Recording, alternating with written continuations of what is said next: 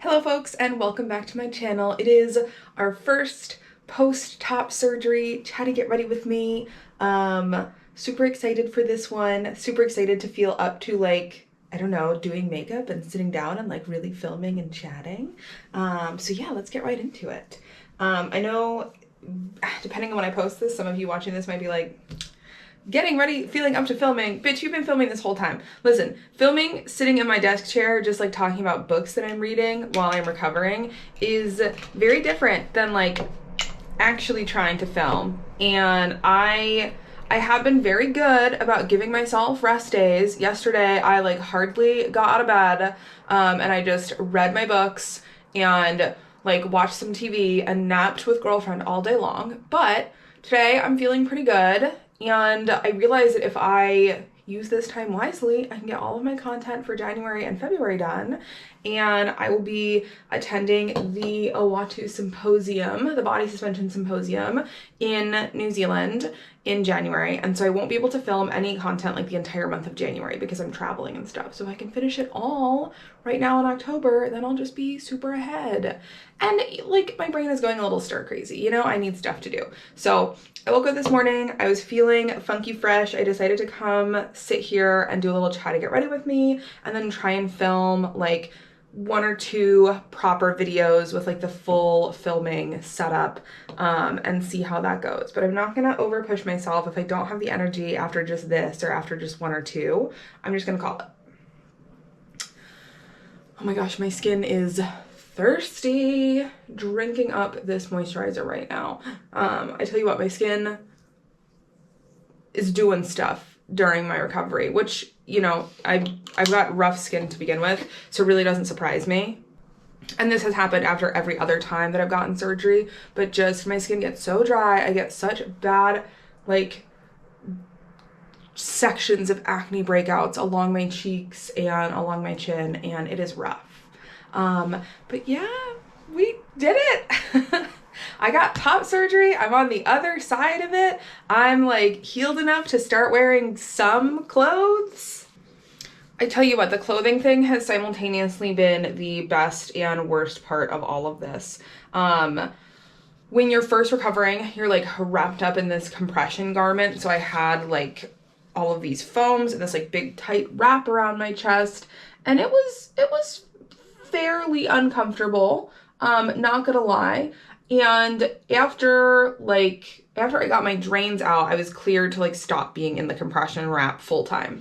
Which in my research, every surgeon is a little bit different in what type of compression wrap they like best and what drains they use and how they do these things and how that affects things. So this may be very different than an experience you have or someone you know has. But while I was in the compression wrap, I was not putting shirts on over that or anything like that. I tried to put on a button up one day, this cloud print button up that I have, just to see how it felt. And on TikTok, everyone was like, oh, your pajamas are so cute. And I was like, well, this is okay. So I was just wearing a robe or a zip up hoodie full time because you can't I'm still not cleared to fully put my arms up. You can't get your arms into a t-shirt or a shirt easily. So once I got cleared to no longer have foams in my wrap and to start weaning off my compression wrap was the first time I tried on a t-shirt. And this is me in that t-shirt, and oh my God, the immediate gender affirmation and euphoria that I felt putting on a t-shirt. This was I almost started crying standing there in the mirror looking at myself in this silly little t-shirt.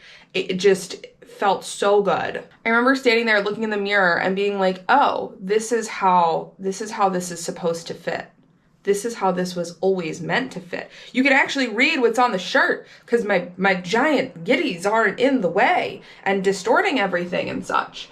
And so it took me 3 minutes to put that t-shirt on. And it took me 7 minutes to take that t-shirt off. Taking t-shirts off is way harder than putting them on. With someone to help you, it's not too bad. But you're not supposed to stretch your arms up. So you gotta do a weird, get your elbow through the shirt sleeve and pull it around. And so I can only wear my t-shirts that are looser and have pretty big armholes and neck holes that I'm not worried about stretching. And now I am we're coming up on 4 weeks post-op. So in just another week and a half-ish, I have my appointment with my doctor to find out if I'm cleared to full range of motion, and should be able to start planning going back to work. So very, very exciting. And I can maneuver into clothing a little bit easier now, because I'm like fully out of compression, but it's still like I couldn't dream of wearing a really tight t-shirt or like a turtleneck or things like that. So I'm itching to like try on all these things in my wardrobe and like see how all my clothes fit, but like my body isn't ready yet. So anyone who really watches a lot of my content is gonna be like, wow, Lynn, you're wearing the same black, like it's a little crop, I'm not flashing anyone, it's just a little crop turtleneck, and then I have a little tank top on underneath it, and people are gonna be like, you're wearing that black turtleneck an awful lot. Well, because it's like super, it's just basically a shrug, it's like super cropped. It's very easy to put on without stretching my arms up. So it's one of the few garments that I can really easily wear and get in and out of with low effort. So I've been wearing this everywhere and all of my outfits are like, what can I wear with that one turtleneck? What can I wear with the 2 t-shirts that are easy to put on? And I'm someone who's always been really into like fashion and style, and like, you know, piercings are a big part of how I express myself. My hair and my hair color is a big part of how I express myself.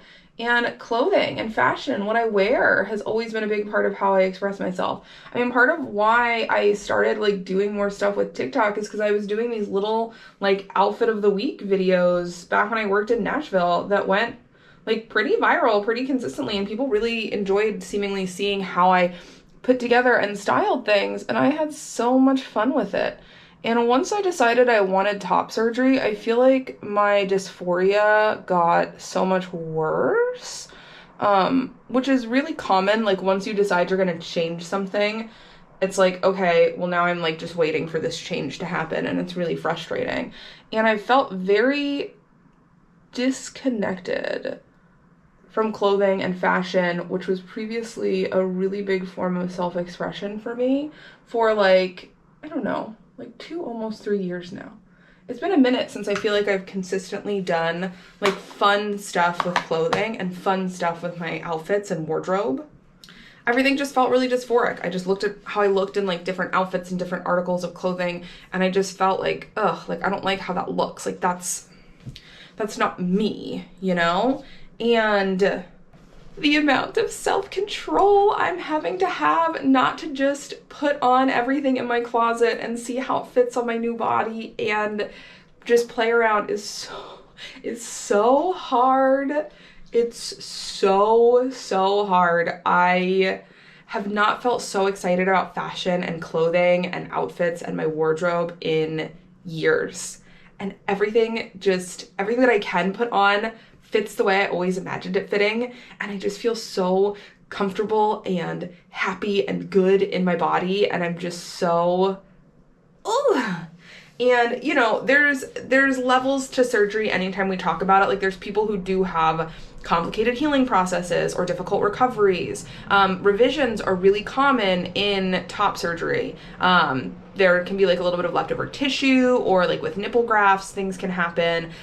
It is not uncommon for people to need to do top surgery kind of in 2 rounds. And this was something, if anyone has seen my videos about like my insurance hurdles, I was really concerned was going to happen to me, because my insurance covered everything for my procedure, but then like the surgical center was being weird with there was just a bunch of nightmares, and they had to remove a step from my procedure. So my doctor was like, I think for Lynn to have the best chest, they need this, and this done. And insurance basically went, okay, well, you can do 2 of those things. And then if you're not happy with the results, then you can do the other 2. And my surgeon was like, well, why don't we just do both? Why don't we just do all of it right away? That way we make sure it's perfect.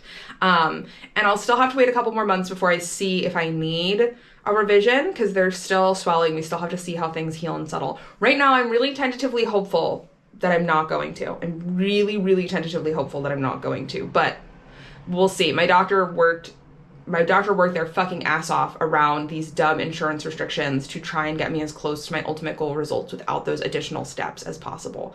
So it's very common to hear people talk about this with these procedures, but I think it's also important that we talk about like the possibility that it could just go right, that you could just get this surgery done and it could just be right the first time and it could just be amazing, and there's no dysphoria, there's no self-doubt, there's no weirdness in your body. It's just the best, most gender affirming, most comfortable, most magical, most amazing thing I've ever done for my body. I don't know that I felt this much euphoria over changing something in my body, except for maybe when I got my subdermal implants in my collarbones. I was hype on those. I loved those from day one. I had dreamed of them for so long. Like, my subdermal implants made me so happy when I got them done.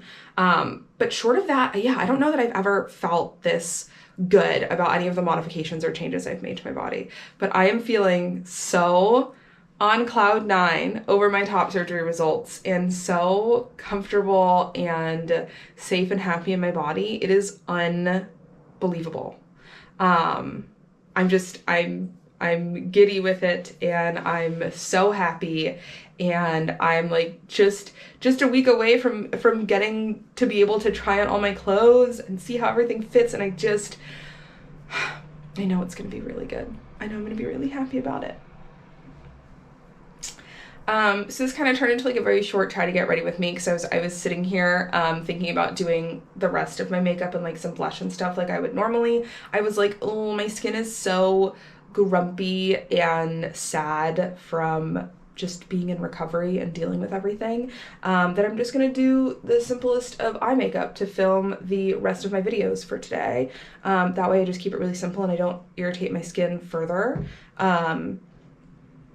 And yeah, so this try to get ready with me is really short, just a little gender euphoria moment. And I'm gonna go try and film 1 or 2 more videos for you. That way all of my content is good to go throughout January and February while I'm traveling, and I don't have to worry about leaving y'all without your favorite weekly Lynn videos. And yeah, thanks so much for sitting down and chatting, and the next one will be longer and more fun and maybe more spicy. I promise. All right, folks, have a great rest of your day, and I'm sure we'll sit down and chat again soon. Bye.